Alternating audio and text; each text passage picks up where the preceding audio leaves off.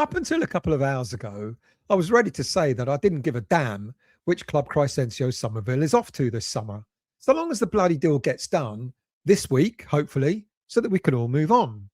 But then I'm not Daniel Kretinsky, and nor am I his right-hand man, Jiri Svarc, who represents him on the board of West Ham United. As far as I was concerned, whether Somerville signed for Roma, Villa, Man United, Spurs, kind of almost didn't make a difference to me. Whichever club was going to make West Ham sit up and listen with the best offer was good enough for me. And then along came Al Hilal. Now, I mentioned them in the show I did earlier on Tuesday morning, but more in passing than anything else. And now, on Tuesday evening, as soon as it looked as if Roma had won the race for Somerville's signature, we heard that Aston Villa were trying to make a late bid and that Al Hilal definitely did make a late bid, which has blown all other clubs right out of the water. £68 million, people. £68 million for a player we thought we'd be lucky to get around 40 million for. Now, I've got to be careful when it comes to what's been offered because, as usual, when a story comes out, several websites want to put their own spin on it. Some are saying £68 million, which is the equivalent of what, 80 million euros? Other websites are saying it's 68 million euros, which is the equivalent of, 57, 56, 57, 58 million pounds.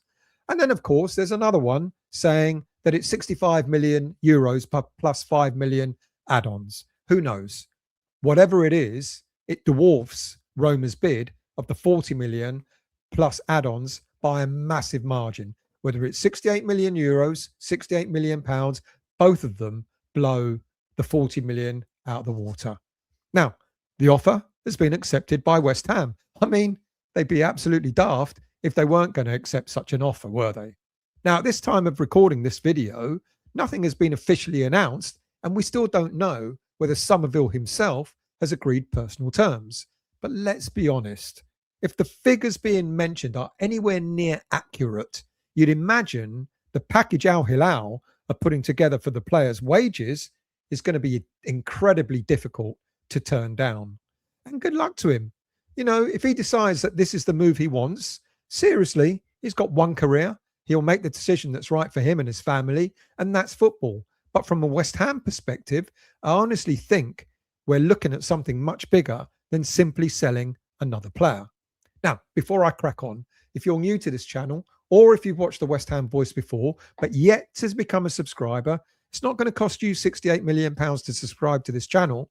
Click on that QR code, takes you to the subscription page. It's free of charge. So why not? If you enjoy the content, why not indeed become a subscriber? Now, look, this could be the transfer that tells us everything about where this football club is heading under Daniel Kretinsky and Jiri Svarc. Because you think about this for a second. Just a few weeks ago, we sold Mateus Fernandes for £85 million. Now we're on the verge of selling Somerville for another 68 million. That's £153 million in total. £153 million for a club that's just been relegated from the Premier League. If I told you back in May that we'd be sitting here in mid-July having generated over 150 million quid from selling just two players, you'd probably think I'm absolutely barking mad. And I would think I'd be barking mad for saying it. Most of us were expecting exactly the opposite. We all know what usually happens when a club gets relegated. Mind you, for West Ham, we don't have to be relegated to make a stupid deal in the transfer market. You know, we're very used to buying players for a top dollar and then selling them for next to nothing. But with relegation, you'd expect the vultures to be circling, the offers to come in, the lowball bids to come in, and buying clubs thinking that they've got all the power. They'd expect West Ham to panic.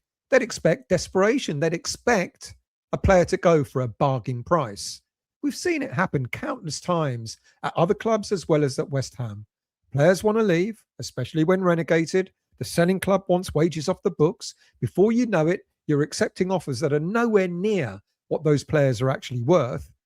That's what usually happens. It's certainly what usually happens at West Ham. But here we are under Kretinsky and Svarc, and we're almost doubling the amount of money that we thought we'd get for these two players. You look at the Fernandes deal. The club set their valuation. People questioned it. Many suggested we wouldn't get anywhere near the valuation, especially the Man United fans. But West Ham didn't blink. We stood our ground.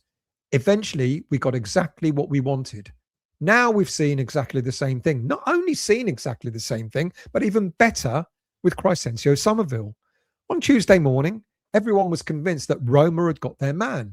There were reports that everything was agreed. A deal worth around 50 million euros once all add-ons were included. And we know what value add-ons have sometimes not worth the paper they're written on. And I remember thinking, look, I think that's a good deal. Fair enough. Get it done. Let's move on. And then in the middle of the day, Aston Villa appeared.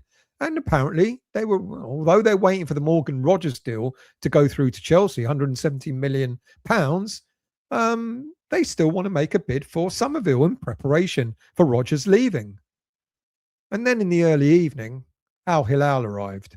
And suddenly the whole landscape changed, because that's what Saudi clubs can do. Whether people like it or not, when they decide they want a player, they can completely change the landscape of the transfer window.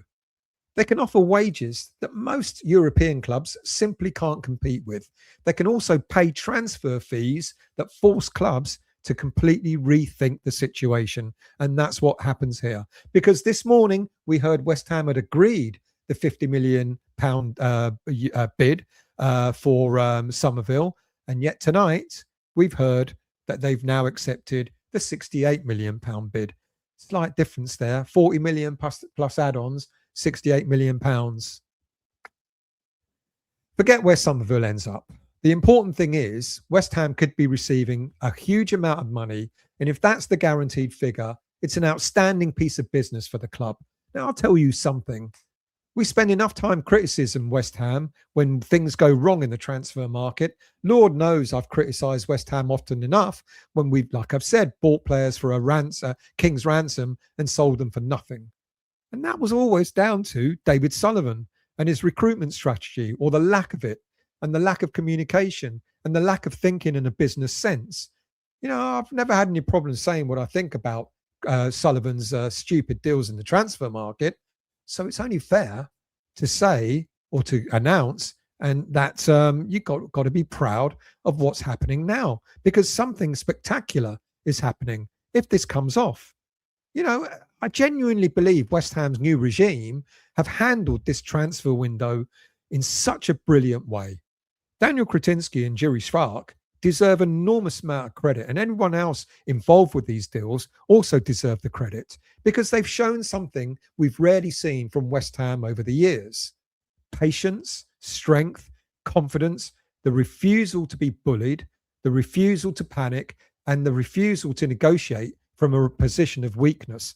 That's a massive change, not only for this summer transfer window, but for years to come. How many times under the previous regime have we all sat there saying, why have we accepted this stupidly low deal? You know, yet again, another player is leaving for less than we bought him for. What's going on? Why didn't we hold out for more? And this summer, however, West Ham have done the complete opposite, and it's paying off in spectacular fashion. I'll make this point, and I know some people, I don't know, I think everyone will agree on this. I don't think this would happen if David Sullivan was still running the footballing operations at this club. I think we'd probably have accepted much, much lower offers much earlier in the window. And if I'm being completely honest, I reckon we probably would have generated 80, 85 million pounds combined for Fernandes and Somerville. Instead, we're potentially looking at 153 million pounds. That's extraordinary, and that's double. Yeah, but think about what this actually means for Nuno and what it means for Niels Koppen. It was only a few weeks ago that we were led to believe that we were an absolute financial doo-doo. But now, how many championship clubs are going to be able to compete with West Ham financially? Very few, I would imagine. There are clubs, you know, clubs that went down with us will get the parachute payments, but so will we. The clubs who are wealthy, got wealthy owners like Wrexham. Yeah, that's absolutely fine. But now we've got a wealthy owner as well. And not only a wealthy owner, but an owner who knows and understands business. Now, West Ham have put themselves into a position where they can attack this transfer market with serious intent. We're no longer scraping around hoping for a really low bid to be accepted. We're not hoping to find bargains because we haven't got any money. We've actually created spending power for ourselves, real spending power at West Ham. Now, before anyone says, well, we're not going to go and spend all of that, of course we're not. Because even though it's £150 million on paper, we know with agent fees and the money that we owe on the players and all that sort of stuff, it's going to be much, much lower. But nonetheless, the profit that we're going to have, what did we get? About £37 million profit from the Fernandes deal. Probably going to make around, I don't know, if 68 million goes through, we'll probably make around £35 million profit on the Somerville deal. All of a sudden, you're looking at 70 odd million pounds profit. But now what we've got to do, we've got to spend that smartly. We've got to back Nuno. We've got to back Niels Coppen. We've got to buy players that fit a proper system. We've got to buy players that are hungry, who are going to be able to grow with this club and who can put this club back into the Premier League at first time of asking. Because look, losing Fernandes and Somerville, it will hurt. They're both quality footballers. But if West Ham replace those two players with 4 or 5 players, that improves the overall balance of this squad. Then we're in a much, much stronger position than we had been. And that's why I keep coming back to the same point. I didn't really care who Somerville signs for. Honestly, I don't. But clearly, we all want Al Hilal, that deal, to be the one. Look, even if he does end up at Roma or Villa, which I don't think will happen now, the price has been set. Who's going to be able to compete with £68 million?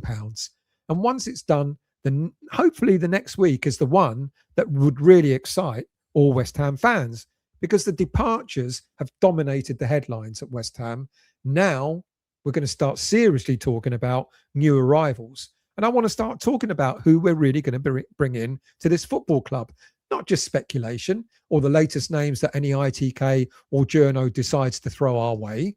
We need to strengthen defence. We need to have more pace in midfield. You know, we need to have a clinical striker up front. And we need to be able to give Nuno genuine competent players who are going to genuinely compete for places in this starting 11.